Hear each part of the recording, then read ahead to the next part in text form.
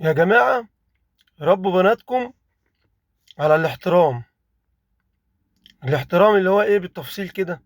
فهموها انها اللي بتقول حاضر ونعم هي اللي بتعيش، اللي بتحترم جوزها واهل جوزها هي اللي بتعيش، انما مش تدربوها على انها القوية اللي قليلة الادب ام لسان طويل هي اللي بتعيش. لان الكلام ده طلع كذب، والكلام ده طلع ضحك على الدقون، والكلام دوت بسببه من 10 15 سنة فاتوا لغاية دلوقتي نسب الطلاق بقت كبيرة جدا، بسبب اللسان الطويل والرد وقلة الأدب. طبعا محكمة الأسرة مليانة بلاوي بسبب اللي بيحصل ده. ليه؟ لأن بيفهموا بناتهم إن اللي بترد ولسانها طويل هي اللي بيتعمل لها ألف حساب. لا بالعكس، هي اللي بتطلق الأول. وكمان بيستغلوا حتة إن أنا أزهقه من عيشته، عشان في الآخر الحكومة والقانون هيبقى في صفي. وقانون الأسرة اللي هو الظالم ده إن هو مدي المرأة حقوق كتيرة جدا، فعاملاها بقى تجارة. تتطلق تاخد لها قرشين، تطهقوا في عيشة أم اللي جابه، وبعد كده هي في الآخر هي هتاخد فلوس، في كل الأحوال هتاخد فلوس، غلطانة مش غلطانة هتاخد فلوس. فهي عملتها استثمار بقى، تعمل الموضوع استثمار إن أنا أطهقه في عيشته وأزهقه في عيشته وأتخانق مع أمه وأتخانق مع أخته وأخرب لهم الدنيا في البيت، عشان يتعمل لي ألف حساب. ونهار ما أزهق خالص هو يطلقني أو أنا أرفع عليه قضية طلاق. في الآخر هتاخد كل مستحقاتها. القانون الظالم مركب الست على الراجل بطريقه وسخه قوي في مصر. لازم حد يشوف، المشرعين يشوفوا القانون ده. طبعا انا ولا ليا تجربه ولا اي حاجه، بس انا بقول كده ليه؟ عشان اصلا اغلب اصدقائي محامين ووكلاء نيابه ومستشارين، لما بنتناقش في حاجه واحنا قاعدين كده بصفه وديه او بصفه صديق، كلهم نفسهم بيشتكوا من التشريع دوت، بيشتكوا من القانون دوت، ان هو مدي الفرصه للست ان هي تعملها تجاره واستثمار بقى. تتجوز الواحد والنهار ما تزهق تكفره في عيشته لحد ما يزهق، وفي الاخر تستثمر بقى، تسحب منه بقى نفقات وتسحب منه قايمه وتسحب منه مش عارف ايه وشغلانه. فاللي بتستغل حاجه زي كده يعني ربنا هينتقم منها. اي واحده تستغل القانون ده، القانون ده معمول عشان يحميكي لما تكوني مع واحد ظالم او واكل حقوقك، فتعرفي تجيبي حقوقك. انما واحد محترم وعارفه ان هو يديك حقك، المفروض ما استغلش القانون دوت والثغرات اللي فيه عشان انا استثمر وافضل احلب فيه وافضل اجيب منه فلوس. هو معمول عشان يحميكي في حالة ان واحد كل حقك، او واحد يعني قسى عليك، او واحد بينتقم منك ومش عاوز يديلك حقك وقال لك مش هتطولي مني حاجة، واللي من حقك بقى الطلب بالقايمة والطلب بحقوقك. هو القانون معمول عشان كده، لكن مش معمول عشان انا استغله وافضل استثمر واسحب منه وافضل ايه انتقم منه. وطبعا اللي تستغل حاجة زي كده فربنا يجازيها. ولا واي جنيه حرام داخل لواحدة بتستغل القانون دوت عشان تسحب من جوزها، ولا تستغل القانون دوت عشان تنهبه، ربنا ينتقم منها ويبتليها بالأمراض وتصرفه على العلاج. فطبعا كل واحد بيجوز بنته يعلمها ان تقول حاضر ونعم، ولما جوزها يطلع وحش اهلها يعرفوا يحاسبوه. انما حتة ان هي تستغل الموضوع، تستغل ان هي يبقى لساني طويل واعمل اللي انا عايزاه وبعد كده اعيط لامي، اروح اعيط لامي وابويا واضحك عليهم بدمعتين واقول لهم انا المسكينه، وهي تبقى خاربه الدنيا مع جوزها وتوصل لابوها وامها بدمعتين، تضحك عليهم بدمعتين عشان تستعطفهم. وطبعا اي حد بيحن لبنته وبيحن، واي واحده بتحن لبنتها وتقول لك دي مظلومه ومقهوره والكلام ده كله شغل كلام فارغ. العيب من الاهل برضه، العيب من الاهل ان هم ما علموش بناتهم ان هم يعيشوا. في الاخر محاكم الاسره مليانه طلاقات ومليانه قرف.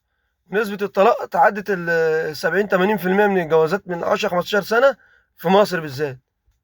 اكبر نسبه طلاق في العالم في مصر، بسبب ان ايه؟ ان واخدينها فلسفه لسان وشطاره لسان وخدها حقك ومش عارف ايه، واخر قله ادب واجرام. دي مش عيشه زوج مع زوجته ولا زوجه مع زوجها. لازم الواحده تحترم نفسها واهلها يعلموها انها تحترم جوزها، ونهار ما جوزها يجي عليها اهلها يحاسبوه.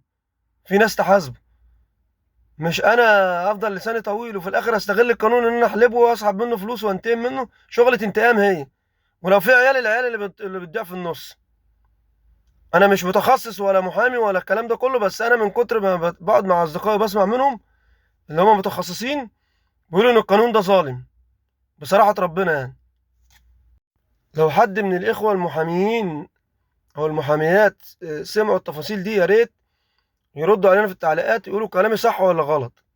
انا ولا ليا تجربة ولا ليا اي حاجة تخص الموضوع، عشان محدش يقول ده انا باخدها بصفة شخصية. لا، انا دايما بعمل فيديوهاتي بصفة عامة وليس صفة خاصة. انا بشرح اللي بشوفه وبقول رأيي بكل صراحة. انا تخصصي اعلامي، ان انا بقول بناقش اي موضوع وليس عن تجربة شخصية. يعني الحمد لله انا ما عنديش اي تجربة شخصية في الموضوع دوت.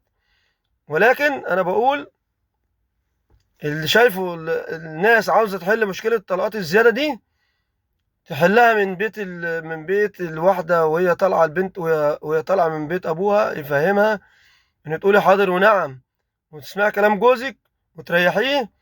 ولما جوزك يعمل اي حركة مش كويسة احنا نعرف نحاسبه. مش هقول لها اللي يقول لك امك قولوا له 100 امك، وخدي حقك يا بت وخليكي شاطره يا بت، وتوكس يا بت عليك وعلى امك وعلى اللي جابك وعلى ابوك. توكس، اديكي بتطلقي واديكي بتشحططي واديكي بتتبهدلي بسبب لسانك الطويل. وفي الاخر بتستغل الفرصه وبتستثمريها فلوس. انت كده كده اصلا معروفه هي حرب، وعشنا وعشت وبقيت تاخد حقي، يا اما خلاص بقى انا هطلع ميتين اللي جابوه واحلبه بقى واسحب منه فلوس. للاسف الشديد العيب في البيت اللي هي بتطلع منه الواحده، مش العيب فيها هي. العيب في البيت اللي هو ما فاهمهاش ان هي ازاي تحترم جوزها وازاي تعيش وازاي احنا نعرف نجيب لك حق. للاسف الشديد احنا عاوزين اخواتنا في مجلس الشيوخ ومجلس النواب ويشوفوا القانون دوت ويعدلوه، عشان القانون ده كده فعلا مخلي الست واخده حقها تالت ومتلت، وبتنتقم من الراجل وبتستغل الثغرات اللي في القانون عشان تقول لك يعني خلاص هو كده انا اعرف امه في عيشته وهو عايش وانا عايشه معاه لحد ما يطلقني، وفي الاخر اخرب بيته واخليه يفلس. يعني باستخدام القانون دوت، قانون الاسره اللي هو الظالم ده. فانا ارجو من المختصين واصدقائنا اللي في مجلس الشورى ومجلس الشعب او مجلس الشيوخ ومجلس النواب بعد الاسم الجديد او التسميه الجديده، يشوفوا حل في القانون ده. لان في ناس فعلا مظلومه جدا زي ما في ستات مظلومه فعلا والقانون بيجيب لها حقها. ودي ميزه القانون. برضه في ستات بتستغل القانون ده لاستدراج الراجل لفخ اللي هو ان انا انهبك، انا اقرفك في عيشتك وانت عايش، في نفس الوقت بعد ما تطلق افلسك واخليك كل اللي تشتغل بيه تبعتهولي، كل اللي تشتغل بيه تبعتهولي. ده اسمه استغلال لثغرات القانون. واي واحده بتعمل كده المفروض القانون برضو يعمل حاجه ترضع الواحده اللي هي بتستغل الثغرات اللي في القانون دي. زي ما بترضع الراجل ان هو يدي حقها، ترضع الست اللي بتستغل ثغرات القانون ان هي تحلب الراجل وان هي تخرب بيته وتعيشها انتقام. لان العمليه مش انتقام، العمليه لازم يكون في عدل. زي ما القانون ده معمول عشان يجيب لك حقك، ما تستغلهوش في استغلال ان انا اعمله استربح منه. دي كده بقت تجاره، وبقيت انا بستثمر القانون دوت لصالحي ان انا ازاي اجيب منه فلوس. والفلوس في الاول وفي الاخر بتروح وبتيجي، بس اي قرش حرام هتلاقيه في صحتك وهتلاقيه في عيالك. ولازم الست تحترم الدين، حتى بلاش القانون ان انا استغل الثغرات، لان القانون فيه ثغرات كتير. اتعامل بالدين، اخد حقي بس، اخد حقي بس، ما استغلش القانون ان انا انتقم منه واخد حقي مرتين ثلاثه. لان في ثغرات في القانون ممكن ترفع دعوه واثنين وثلاثه وتعيدهم وتفضل تحلف في الراجل لما تخرب بيته. فانت كده ربنا ينتقم منك لو انت بتستغل القانون ده وخدت قرش حرام هتجيبي بيه علاج لنفسك تكبري تبقى ماشيه على عكاز. وكل ده يقعد لك في اخرتك في الدنيا لما تكبري، وفي اخرتك ربنا يحاسبك عليه. بس ده رايي الشخصي في حاجه عامه وليس حاجه شخصيه، عشان ما حدش برضه يفهمني غلط. وشكرا، انا مستني الرد من المتخصصين في التعليقات.